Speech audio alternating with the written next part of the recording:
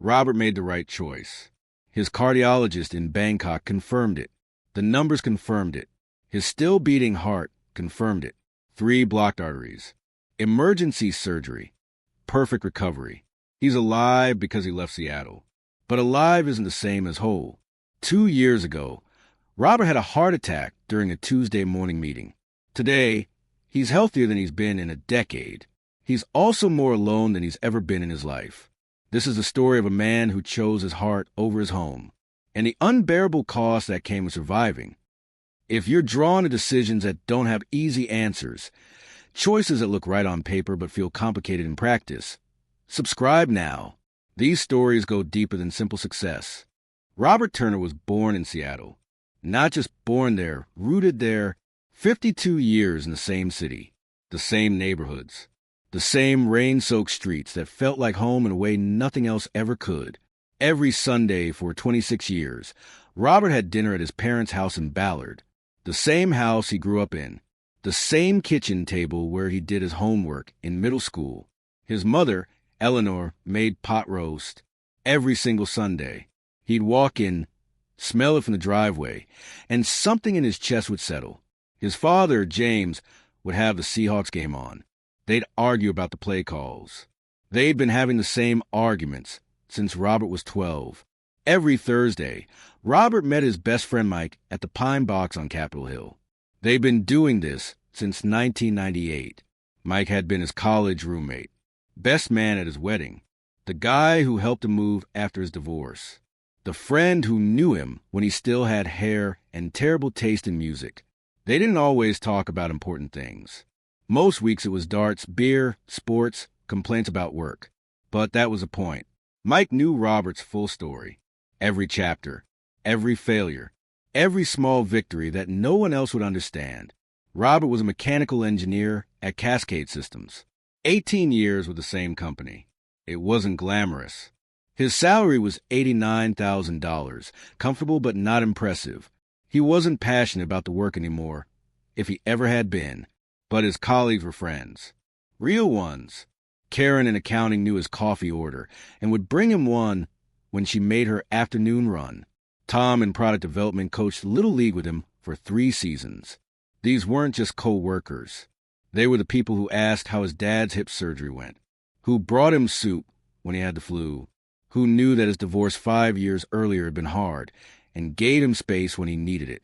Tuesday and Thursday evenings, Robert coached youth basketball at the Greenwood Community Center.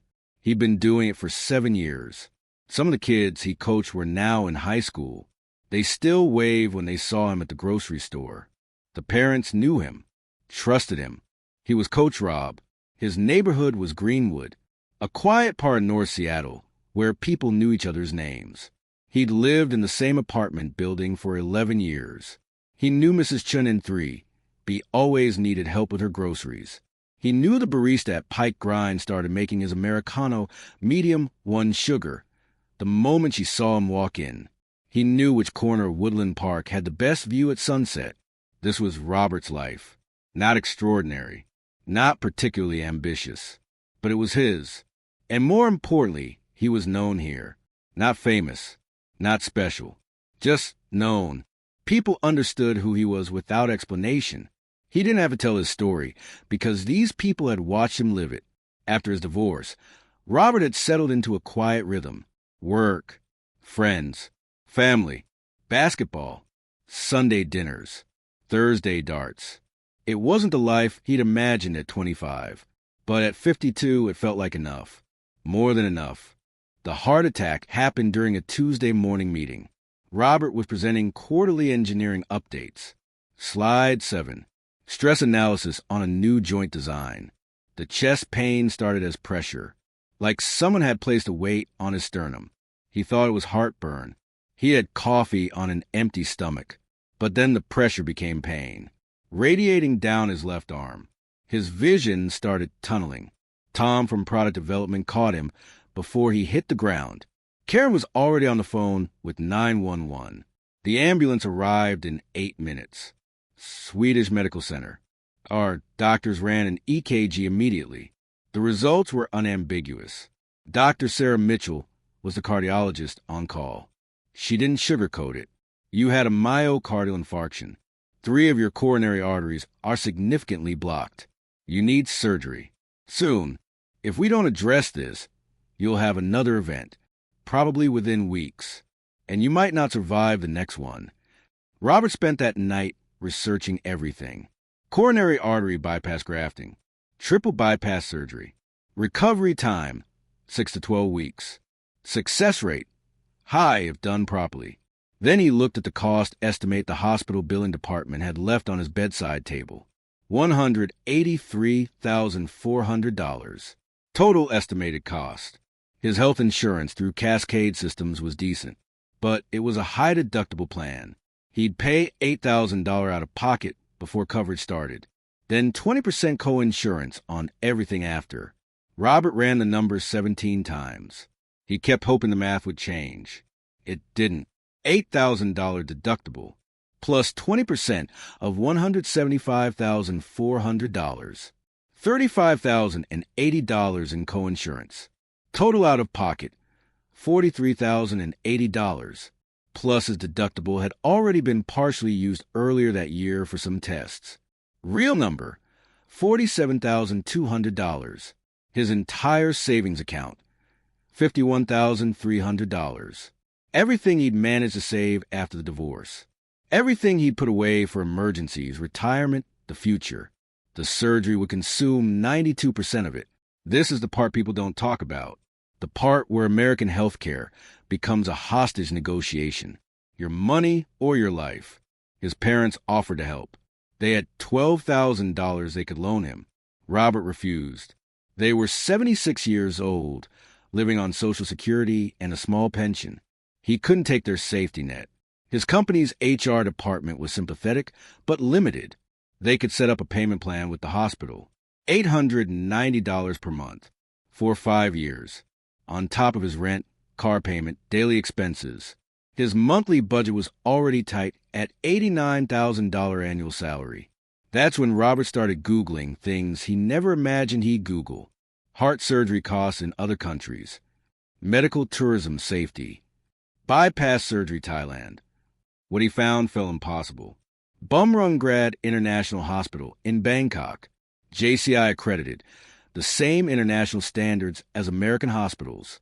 Cardiac surgeons trained at Johns Hopkins, Mayo Clinic, Harvard. Success rates identical to U.S. hospitals. Cost for triple bypass surgery, $11,800, including surgery, hospital stay, medications, follow-up care. Robert read it 3 times. $11,800. The same surgery that would cost him $47,200 out of pocket in Seattle would cost less than 1/4 that amount total in Bangkok. He called the hospital directly, spoke with their international patient coordinator. Yes, they could schedule him within 3 weeks. Yes, the lead cardiac surgeon, Dr. Samchai Patana, had performed over 2,400 bypass surgeries. Yes, they had full ICU facilities, English-speaking staff, everything. They would send him the surgeon's credentials. Everything checked out. The surgeon had trained at Stanford. The hospital had multiple international quality certifications. Patient reviews were overwhelmingly positive. The choice wasn't really a choice. It was mathematics. Stay in Seattle, have the surgery, lose everything he'd saved, or fly to Bangkok, have the same surgery, keep most of his savings. The logic was brutal and undeniable. But logic doesn't account for everything. Robert told his parents first. Sunday dinner. The pot roast his mother had made for 26 years. The smell was the same. Everything else was about to change. I'm going to Bangkok for the surgery. It's a real hospital, Mom. It's safe. I've researched everything. I've talked to the doctors. The surgeon trained at Stanford. His mother's hand went to her mouth. Bangkok? Robert, you can't. I can't afford it here, Robert said quietly. The surgery would take everything I've saved. Bangkok costs less than 1/4 of that. Same procedure. Same success rate. His father was silent for a long time. Then, when do you leave? 3 weeks. His mother tried to be supportive. She did the math herself later. saw the numbers, understood why. But understanding doesn't erase fear. Her son was flying to the other side of the world to have his chest cut open, and she wouldn't be there.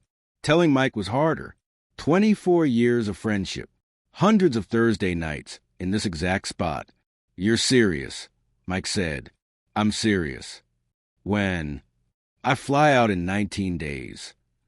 Mike wanted to talk him out of it. Started to. Then Robert showed him the numbers.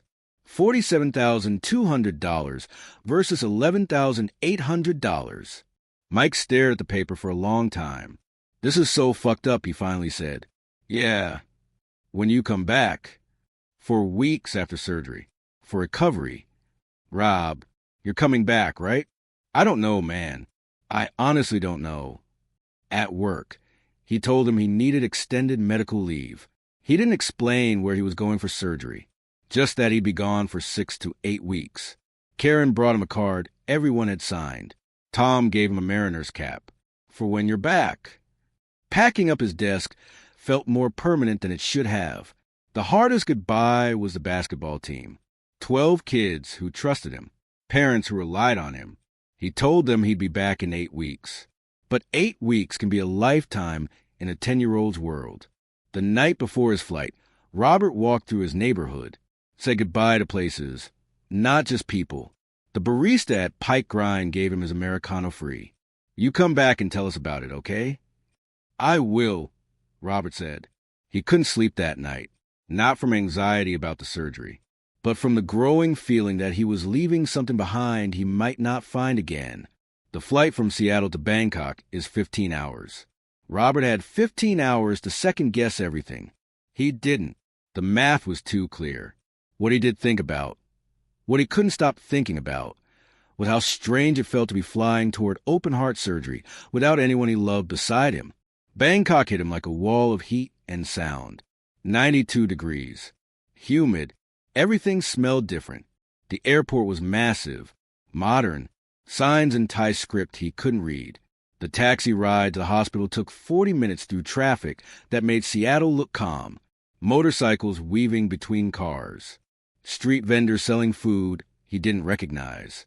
Temples with golden spires next to glass skyscrapers. Bumrungrad International Hospital looked nothing like Swedish Medical Center in Seattle. It looked more expensive, more modern, marble floors, art on the walls, staff in crisp uniforms speaking perfect English. "Mr. Turner, welcome. Dr. Patana is expecting you tomorrow for your pre-surgical consultation. Let me show you to your room." His hospital room was nicer than his apartment in Seattle. Private, quiet, a view of the city. He video called his parents. They were eating breakfast. It was 7 a.m. in Seattle. It was 9 p.m. in Bangkok. Same day, different world. Dr. Patana reviewed everything the next morning. The blockages, the procedure, the recovery timeline. "You'll stay here in hospital for 5 days after surgery. Then 2 weeks nearby for follow-up. Then you can return home if recovery is progressing well." Home. The word felt complicated now. The surgery happened on a Wednesday morning. Bangkok time. Tuesday night in Seattle. His parents were awake, waiting for his call afterward. Mike was probably at the Pine Box, maybe thinking about him. Robert's last thought before the anesthesia took him was, "I'm so far from everyone." He woke up 6 hours later. The surgery was successful. Perfect, Dr. Patana said. Clean grafts. Strong heartbeat. Excellent outcome. Robert was alive, but he was alone. Not a single person in this building knew him before today. No one who could tell him would be okay in a voice he'd heard 1,000 times before. His phone filled with messages. Everyone checking in, relieved he'd survived. But they were so far away. Recovery was textbook perfect. Medically, 5 days in the hospital, gradual walking, breathing exercises, pain managed. Dr. Patana visited daily, pleased with progress. But every afternoon, visiting hours arrived. Other patients had family flooding in. Thai families bringing home-cooked food, flowers, children visiting parents. Robert ate his meals alone, watched Thai television he didn't understand, texted with people 7,000 miles away. After 5 days, he was discharged to a recovery apartment near the hospital. Small, clean, a bed, a kitchen, a view of the street. He was healing ahead of schedule. His heart, literally, was getting stronger every day. "You look good, honey," his mother said on their video call. She was right. He did look good. The surgeon had been brilliant. The hospital had been flawless. The cost had been exactly what they quoted. Everything had worked perfectly. So why did he feel more broken than before the surgery? 8 weeks after surgery, Dr. Patana cleared Robert for normal activities. "Your recovery is exceptional. Whatever you're doing, it's working. Your heart function is excellent. You can return to your normal life." Normal life. Robert had booked a return flight to Seattle. Departure, 3 days away. He stared at that ticket for 2 hours, and then he started researching something else. The numbers were undeniable. 1-bedroom apartment in decent Bangkok neighborhood, $650 per month. Same quality apartment in Seattle, $1,850 per month. Health care with good international insurance, $180 per month. Same coverage in U.S. for $150 per month minimum, plus deductibles. Food, transportation, daily expenses, 60% less in Seattle. His surgery and 8-week recovery in Bangkok cost him $9,800. In Seattle, he had spent $47,200. He still had $42,000 in savings. He canceled the return flight. Within 3 months, Robert had rebuilt his life. New apartment, comfortable, modern, a quarter the cost of Seattle. Remote contract work with an engineering firm in California. Same type of work. $78,000 annually. Less than Cascade Systems. But his cost of living had dropped by 65%. Net result, he was saving $1,800 per month. In Seattle, he'd been saving $200 per month at best. Financially, this was the best decision he'd ever made. His cardiac health was better than it had been in 15 years. Regular checkups cost $40 per visit. His medications cost $65 per month. In Seattle, the same follow-up care would have cost $380 per visit. Medications $340 per month. Every metric said he'd made the correct choice. He met other expats. Nice people. Interesting lives. Teachers. Digital nomads. Retirees. They shared recommendations for doctors, restaurants, visa runs. Some became friends. The kind of friends you grab lunch with. But they weren't Mike. They hadn't known him for 24 years. They didn't know about his divorce, his struggles, the version of him that existed before. They knew Bangkok Robert, not Seattle Robert. 1 year after his surgery, Robert's life looked successful from every angle. Healthy, financially stable, living in an exciting city. His savings account growing instead of shrinking. His heart functioning perfectly. But his parents were aging. He could see it on video calls. His father was moving slower. His mother forgot things more often. They said they were fine. But Robert had always been able to read the truth in his father's face. He couldn't read it as well through a screen. Mike sent photos from the pine box. Thursday nights continued. Someone named Jason sat in Robert's old spot now. Mike said he was nice. Worked at Cascade Systems. Everyone liked him. Robert was happy for them. But he'd been replaced. Not intentionally. Not meanly. Just necessarily. Life continued without him. Seahawks games happened at 2 a.m. Bangkok time. Robert still watched them. Alone in his apartment. No Mike. No familiar faces at the bar. Just him and a screen. He thought about Seattle every day. The rain. The coffee shops. The faces of people who knew him. Not just knew his name. Knew him. Every version. Every era. Every failure and small victory. He was healthier than he'd been in years. He was financially stable for the first time since his divorce. He was alive because of the choice he'd made. But alive didn't mean whole. The call came on a Wednesday afternoon. Bangkok time, 3 p.m. Seattle time, midnight. His mother was crying. "Your father fell," she said. He's okay. But we're at the hospital. He broke his hip. They're saying he needs surgery. Robert's breath caught. When? Tomorrow morning. The doctor says it's straightforward, but she didn't finish. She didn't need to. His father was 77. Hip surgery at that age carried risks. I'm booking a flight right now, Mom. I'll be there as soon as... He stopped, did the math. 18-hour flight, 4-hour layover. Arrival Friday morning. The surgery was Thursday morning. He couldn't make it. Mom, I can't get there before the surgery. The flight time alone. I know, honey. I know. His mother trying to comfort him while she was the one in crisis. Mike went to the hospital to sit with his mother. Robert watched via video call. He saw Mike arrive. Saw him hug his mother. Saw him get her coffee. Saw him be there in all the ways Robert couldn't. The surgery took 4 hours. Robert waited in Bangkok. 3 a.m., then 4 a.m., then 5 a.m., alone in his apartment. Unable to be in the hospital hallway. Unable to be there when his father woke up. The text from his mother came at 5:47 a.m. Bangkok time. Surgery successful. Dad's in recovery. He's asking for you. Robert video called immediately. His father looked small in the hospital bed, older than Robert remembered. Hey, Dad. Hey, kid. I'm all right. Hip's gonna be good as new. His father trying to be tough. Robert trying not to cry. I'm sorry I'm not there. You're exactly where you need to be, living your life. But that wasn't true. Robert wasn't where he needed to be. He was where the money forced him to be. His father recovered well. But something shifted in Robert. He started noticing things he'd been trying not to see. Time zones meant he was always late to everything. Family group chat discussions happened while he slept. By the time he woke up, decisions had been made. Conversations had moved on. He was always catching up. Always a half step behind the life his family was living without him. His parents' 50th wedding anniversary party. Robert attended via laptop. He was on a screen in the corner of the living room. People waved at him, said hi, moved on.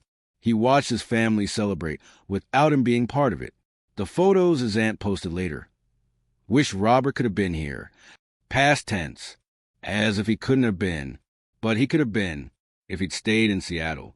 If he'd paid the $47,200. If he'd chosen bankruptcy over distance. Mike messaged him one Thursday night. Hey man, Thursday nights aren't the same without you. Jason's cool, but he's not you. Miss you, brother. Robert stared at that message for 10 minutes. Didn't know what to say. Miss you too felt insufficient. I'm not coming back felt too final. He disliked the message. The basketball program emailed. They'd found a replacement coach, a guy named David. The kids loved him. But we'd love to have you back if you're ever in Seattle again. If, not when, if. 2 years after his heart surgery, Robert was healthier than he'd been in decades. His savings account was growing. He was financially secure. He could afford his life. But he couldn't afford his father's hip surgery waiting room. He couldn't afford Thursday nights. He couldn't afford Sunday dinners. He couldn't afford being known. The surgery saved his life. But the cost wasn't measured in money. It was measured in missed moments, in being relegated to a screen in the corner, in watching his family's life continue without him in it. Robert still lives in Bangkok. His apartment lease renews automatically now. His routine is established. Morning coffee at a cafe 3 blocks away. Remote work. Solid clients.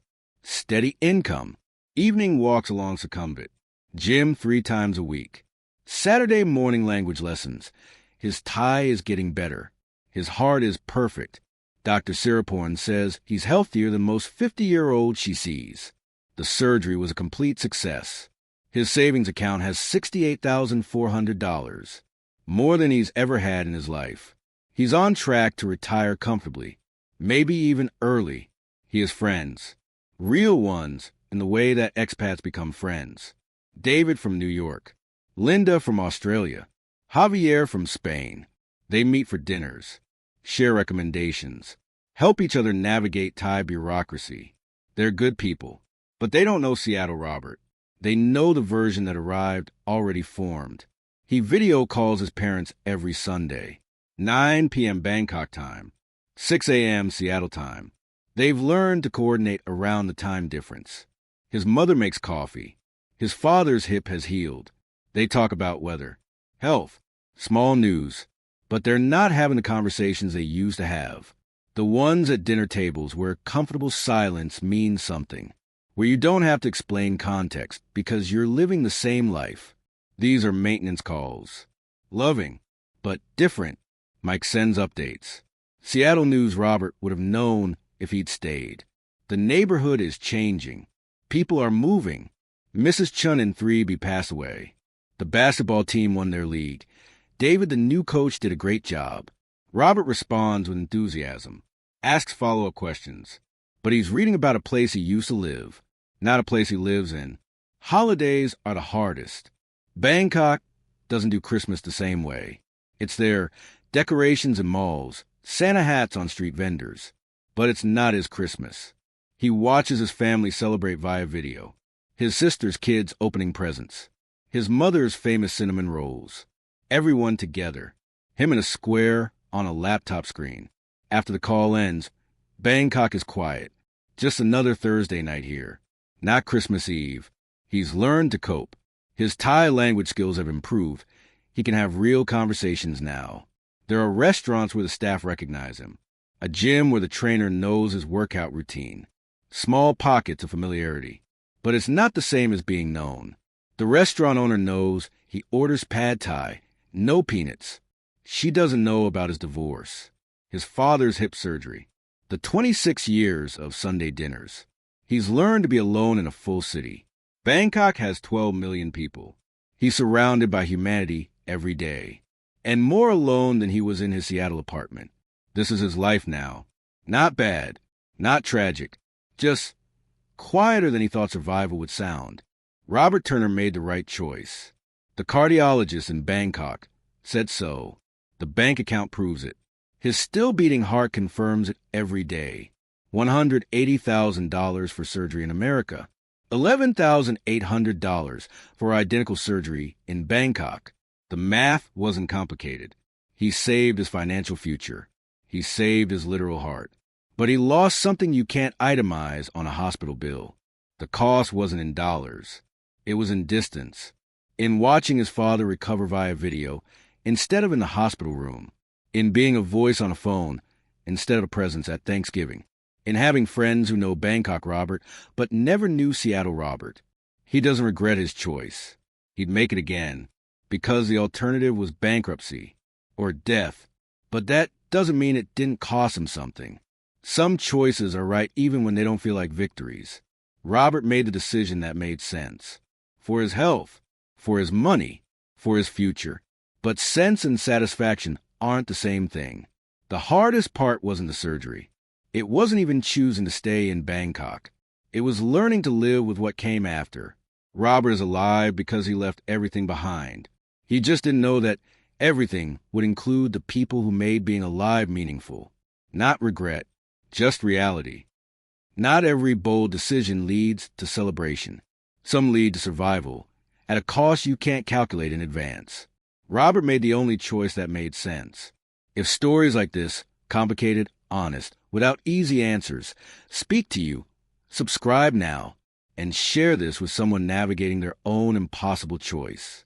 These are the stories that don't fit on motivational posters, but they're the ones that matter most.